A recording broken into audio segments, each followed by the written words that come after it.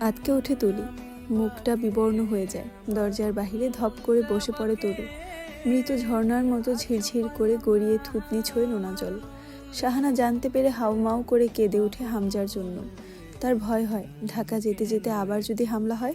লোকের আনাগোনা কমলো রাত 11টার দিকে। তোড়জোড় কমে গেল। ঠিক খবর হয়ে গেছে, বিয়ে বাড়ির গাড়িতে হামলা হয়েছে, পুলিশ এসেছে। হুমায়ুন পাটোয়ারি সামলে নিয়েছে। অন্তুর ঘরটা দেখলো দৃষ্টি ঘুরিয়ে। বেড সাইডে টেবিলের উপর কাচের বোল ভর্তি কাজু বাদাম রাখা। তার পাশে ছোট্ট একটা হিপ ফ্লাক্স পড়ে আছে। অন্তু কর্ক খুলে শুকলো।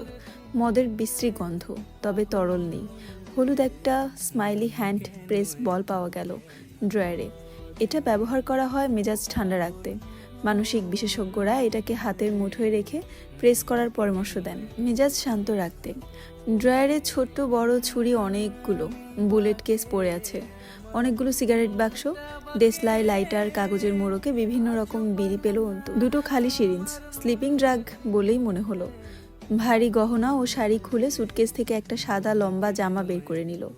বাথরুমে এগোনোর পথে গয়না তুলে রাখার জন্য আলমারি খুলল। সারি সারি shirt, panjabi, T shirt, pant ঝুলছে। দুধ সাদা থানের মতো লুঙ্গি ভাঁজ করে রাখা। নিচের তাকে পারফিউমের কৌটো, বেশ কয়েকটা ঘড়ির বক্স সাজিয়ে রাখা। অন্তু অবাক হয়ে দেখল একটা দুমড়ে যাওয়া আধ খাওয়া সিগারেট। অন্তু থমকে দাঁড়িয়ে থাকে। জয়ের সাথে প্রথম সাক্ষাতের কথা মনে পড়ে যায়। এই সিগারেটের টুকরো পায়ে পিষে ফেলার মাঝ দিয়ে জয় নামক অভিশাপের আগমন হয়েছিল তার জীবনে। নবম দিন অন্তুর পাটোয়ারি বাড়িতে। সারাদিন বারান্দায় দাঁড়িয়ে থাকা, ঘুরে ফিরে জয়ের ঘরটা দেখা, রান্নাঘরে গিয়ে রিমের পাশে দাঁড়িয়ে থাকা, আবার রুমে আসা। সকালে হুমায়ুন পাটোয়ারি ডেকে বলেন, আরমিন, আম্মা। সুমধুর ডাক। অন্তু কাছে গেলে সহসে বললেন, মামা শ্বশুরকে 1 কাপ চা দিতে পারো? অন্তু রান্নাঘরে যেতে যেতে ভাবে, আসল শ্বশুরের খবর নাই, মামা শ্বশুরের ঘুম নাই, তার আবার চা চাই। বাংলার সব ঘরে চায়ের চলন নেই নিয়ম করে, উচ্চবিত্তরা এসব মানে। পাটোয়ারি সাহেব ভালো লোক, ব্যবহার, কথাবার্তা সব আন্তরিক। অন্তুর ওনাকে ভালোই লেগেছে, কিন্তু শাহানা অন্তুকে সহ্য করতে পারছে না। অন্তুর বাড়িতে পা না রাখতেই বাড়িতে রক্তের ছাপ লেগেছে। রিমির হাতের কবজি বয়ে জয়ের রক্ত এসেছিল সেদিন, জয় আসেনি। 2 ভাই রাজনীতিতে পড়ে আছে। কল করলেও হামজা কিছু বলে না বিশেষ, বলে সব ঠিক আছে, জলদি দিনাজপুর ফিরবো। জয়ের অবস্থা কিছুই বলে না। সেসবের জন্য তার অন্তুকে দায়ী মনে হয় শাহানার। আগামীকাল থেকে 2 দিন হরতাল। বহুদিন থেমেছিল এসব অবরোধ, আবার শুরু হলো কিসে কে জানে। ওরা আসতে যে আরও কয়েকটা দিন লাগবে এটা বোঝা যাচ্ছে। শাহানার শরীরের কোনো উন্নতি নেই, সে সারাদিন পেটের ব্যথায় কাতরায়। কথা বলার লোক নেই তার। অন্তু গিয়ে বসেছিল। 2-4 কথা শুনিয়ে রুম থেকে বেরোতে বলেছেন।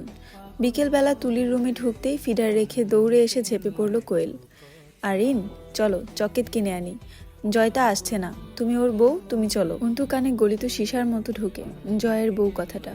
সে হাসে, পড়ে যাব আম্মা, চলুন এখন দুধটুকু শেষ করুন, নয়তো চকলেট কিনে দেব না। অন্তু বসে থাকে কিছুক্ষণ, পরে দ্বিধা ভেঙে জিজ্ঞাসা করে, দুলাভাইকে তো দেখলাম না আসতে, মেয়েকে দেখতে আসে না, আপনি কি এখানেই থাকছেন? এত দ্বিধা করছো কেন? সৌজন্যের কিছু নেই, সরাসরি প্রশ্ন করো, যা মনে আছে। হাসলো তুলি। কি হয়েছে আপনার দুলাভাইয়ের সাথে? তুলির মনে হয় জয়ের বউটা অন্তর্যামী। নতুন এই বাড়িতে এসে শুধু সবার চাল চলনে অন্তু যেসব সত্যগুলো বুঝে গেছে তা সাধারণ চিন্তার মেয়ের পক্ষে সম্ভব নয়। তুলি করুণ হাসে। এতগুলো দিন এসে রয়েছি, এ বাড়ির কেউই জিজ্ঞাসা করেনি একবারও, তুমি কেন করছো? আমি এই বাড়ির কেউ নই। তুলি চেয়ে থাকে অন্তুর মুখের দিকে। চোখে মুখে অনেক কিছু, কিন্তু সেসব নীরব। চোখ যেসব কথা বলে এই মেয়ের তা বোঝা যায় না, শুধু বোঝা যায় বহু কথাই বলে যা নিঃশব্দে। ওড়নাটা মাথায় পড়ে, শাড়ির আঁচলের মতো করে, কপাল অবধি পড়ে থাকে। চরণে একটা আভিজাত্য আছে। তুলির খুব পছন্দ হয়েছে জয়ের বউকে। এখন সে বুঝতে পারে যা তা ধরে আনেনি জয়। অন্তু নামাজ শেষ করতেই ঘড়িতে 11:43। বাড়িতে খাওয়া দাওয়ার কোনো ঠিক নেই এদের। কেউ অসুস্থ, কেউ বা বিষণ্ণ, কেউ ঘুমন্ত। অন্তু নিজেই খাবার বেড়ে নিয়ে খেতে বসলো। খানিক পরে হুমায়ুন পাটোয়ারি এসে বসলেন। খাবার দে তো আম্মা। কেউ খাক না খাক, আমি তুই খেয়ে বাঁচি। অন্তু খেতে খেতে জিজ্ঞাসা করে, আপনার হাই প্রেশার আছে না মামা? না, কিন্তু অ্যাজমার ভাব আছে। তাহলে মাংস খাবেন না, ওটা আমি আমার জন্য বের করেছি, আপনি ডাল দিয়ে খেয়ে নিন, আমি তরুকে ডেকে আনছি। অবাক হয়ে তাকিয়ে রইলেন হুমায়ুন সাহেব। সিরিয়াস গম্ভীর, আবার কেমন অদ্ভুত মেয়েটা বাড়িটাকে 2 বাহুতে আঁকড়ে ধরেছে, নাকি নিজের নিয়ন্ত্রণে রেখেছে ঠিক বোঝা যাচ্ছে না। তরুকে রুমে না পেয়ে ছাদের দিকে পা বাড়ালো অন্তু। সে ওখানেই আজকাল বেশি সময় কাটায়, একা একা নির্জনে। অন্তুর দিকে তাকায় না। অন্তুর এটাও বোঝা হয়ে গেছে তার কাছে সর্বোচ্চ ঘিন্ন পুরুষটারও একটা বিরোহিনী আছে। আশ্চর্য হলেও আশ্চর্য নয়, কারণ মানুষের মন বড় বিচিত্র। তরুর কাছে হয়তো জয়কে ভালোবাসার কারণ আছে। অর্ধেক সিঁড়ি উঠতেই রিমির চিৎকারে বাড়ি কেঁপে উঠল। অন্তু পিছন ঘুরতেই ওর আগে তরু নেমে আসে পাশ কাটিয়ে। ধাক্কায় অন্তু পড়ে যেতে নিলে তরু বাহু চেপে ধরে গম্ভীর হয়ে বলে, এত নড়বড়ে হলে চলবে না। সিঁড়ির ঘরের দরজা আটকে দ্রুত নেমে এসো। এবার সকলে শুনতে পায় সজোরে ঠাস করে কাঁচ ফাটার আওয়াজ।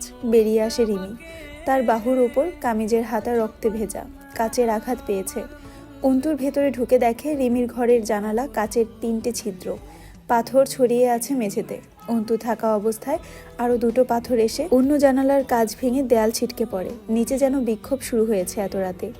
দলে দলে পদচারণার আওয়াজ বাড়ির চারপাশে টহলের মতো ঘুরছে। অন্তু বেরিয়ে আসে দ্রুত। রিমি সাবধান করে, আরমিন এখানেই দাঁড়ান, ঘরে যাবেন না।